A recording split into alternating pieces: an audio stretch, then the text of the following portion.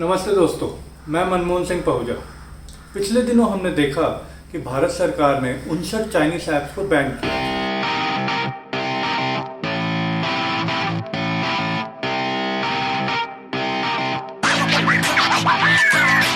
आज इस वीडियो में मैं बात करूंगा एक, ऐसा क्यों किया। दूसरा, क्या इससे चाइना को कुछ फर्क पड़ेगा। तीसरा, the impact of this ban on India. और चौथा, क्या ये काफ़ी है। कोरोना महामारी के चलते वैसे ही लोगों में चाइना के खिलाफ काफ़ी गुस्सा था। फिर मई महीने में वो हमारे देश में घुस आए, ज़मीन हथियाई, और फिर 15 जून को एक बहुत ही दुखद खबर आई जिसमें हमारे 20 जवान शहीद हुए। ये सुनते ही पूरे देश में चाइना के खिलाफ आक्रोश और गुस्सा भर गया। उसी दिन से सोशल मीडिया पे ban Chinese products, ban Chinese apps trend होना शुरू हो गया।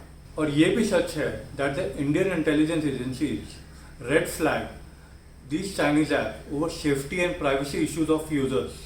Hence, these events led to the government banning these Chinese apps. Ban तो कर दिया, but will it hurt China?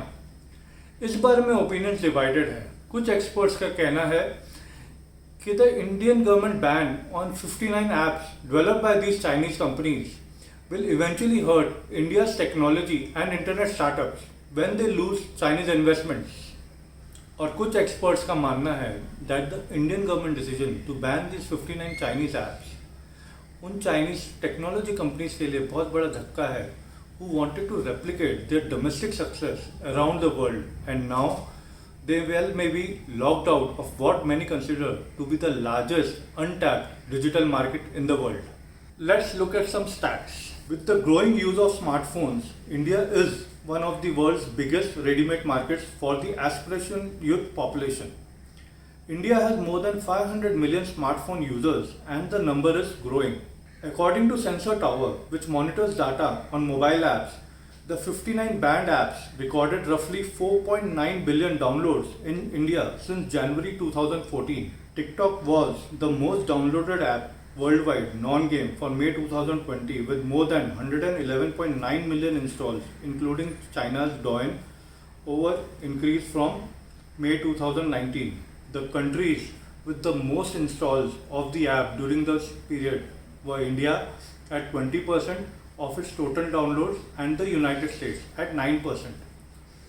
The top grossing photo and video category app worldwide for May 2020 was TikTok with more than $95.6 million in user spending, 10.6 times its revenue in May 2019, and approximately 89% of TikTok's revenue was from China, where it is known as Douyin, followed by 6.2% from the United States and 1.2% from Turkey. तो देखा आप सबने कि economically this ban will not effect the TikTok company, क्योंकि ये app सिर्फ हमारे ही देश में नहीं बल्कि और भी देशों में यूज़ होती थी।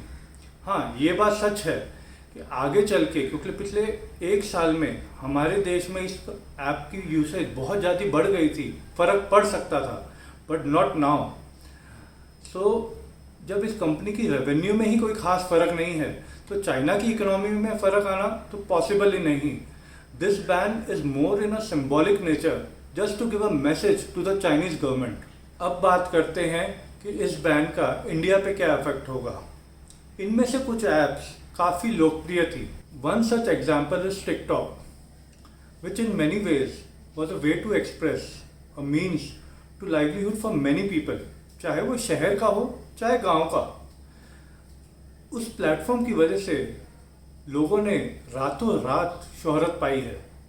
20 से 25 साल के युवा जिनके 3 से 4 करोड़ तक के फॉलोअर्स, वो अपनी वीडियोस पे व्यूज़ के ऊपर पैसा कमाते थे, और यहाँ तक कि बड़ी बड़ी कंपनियां उनसे अपना प्रोडक्ट एंडोर्स करवाती थी।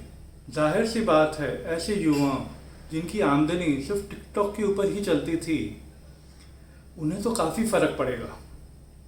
टिकटॉक के बड़े इन्फ्लुएंसर्स ने तो अभी वीडियोस बनानी शुरू कर दी हैं, asking their followers to follow them on social media platforms such as Instagram and YouTube. Even big brands stand to lose out on a vast and easy to tap youth consumer market which was not only quick to reach but cheaper to sell to. So we now come to the concluding part of this video. क्या ये apps को ban कर देना काफी है? The answer to this is a resounding no. China ना सिर्फ हमारे देश में घुसा है, ना सिर्फ उसने हमारी जमीन हथियाई है, उसने हमारे वीर जवानों की हत्या भी की है।